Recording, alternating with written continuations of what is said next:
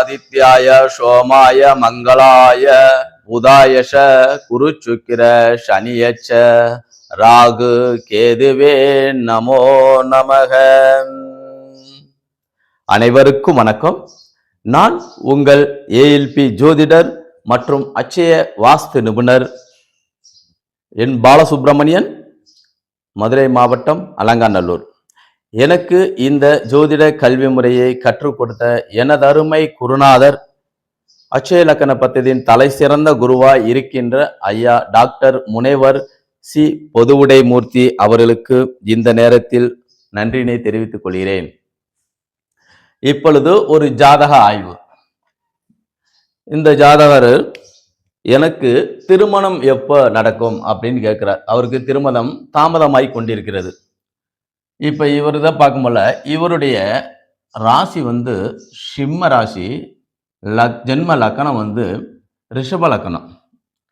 ஆனா நம்மளுடைய அட்சய லக்கண பத்ததி ஜோதிட முறையில் பார்க்கும்போது லக்கணம் வளருதல் 10 வருடத்துக்கு ஒரு முறை லக்கணம் வளரும். அப்படி பார்க்கும் பொழுது இவருக்கு சிம்மத்துல தான் ஏஎல்பி லக்கணம் போயிட்டு இருக்கு. அப்ப இந்த ஏஎல்பி லக்கணம், இந்த லக்கண அதிபதி சூரிய பகவான் 6ல் உட்காந்துருக்காரு. பிரச்சனை தான், தீரக்கூடிய பிரச்சனை தான். மகம் 4 போயிட்டு இருக்கு, கேது பகவான். அப்ப அந்த கேது பகவான் எங்க உட்காந்துருக்காருன்னா ஏஎல்பியில இருந்து 8ஆம் இடமான மீனத்தில் உள்ளார். 8ஆம் இடம்னா தீராத பிரச்சனை, இதனால தடையா இருக்கு. நம்ம 7ஆம் இடத்தை பார்க்கும்போது, திருமணம் 7ஆம் இடத்தை பார்க்கும்போது இங்க ராகு வராரு. இப்ப ராகு ஏஎல்பிக்கு 2ஆம் இடத்தில் இருக்கிறார். 2ல் வரக்கூடாது.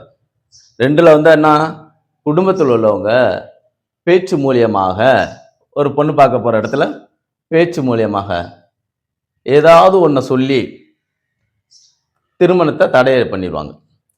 அதனால இப்ப இவருக்கு இந்த பிரச்சனை இருக்கனால இவருடைய நிகழ்காலம் வரும் பொழுது இங்கிருந்து D9 12ல் இருக்கு. இப்ப இவர் 12ல் இருக்கும் போல இங்க நிகழ்காலத்துக்கு வரும் போல இவருடைய திருமண காலம் இருக்கு.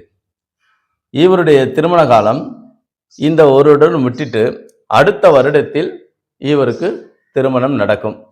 ஆனால் அப்பொழுதும் வீட்டில் உள்ளவர்கள் இவருக்கு எந்த ஒரு பெண் வீட்டார் சைடும் பலனை எதிர்பார்க்காமல் திருமணம் பண்ணுவது நல்லது.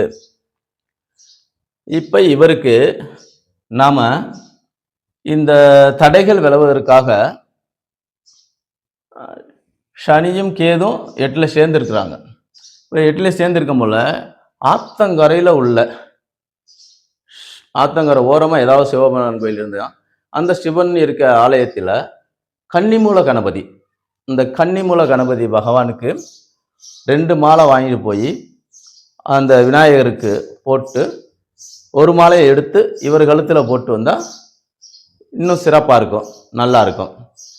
அது மட்டும் இல்லாம இவர் ஒரு 10 செங்கலை எடுத்து அந்த 10 செங்கலையும் ஒரு நாளைக்கு ஒரு செங்கலா உடைச்சு வந்தார்னா விரைவில் திருமணம் நடந்துடும்.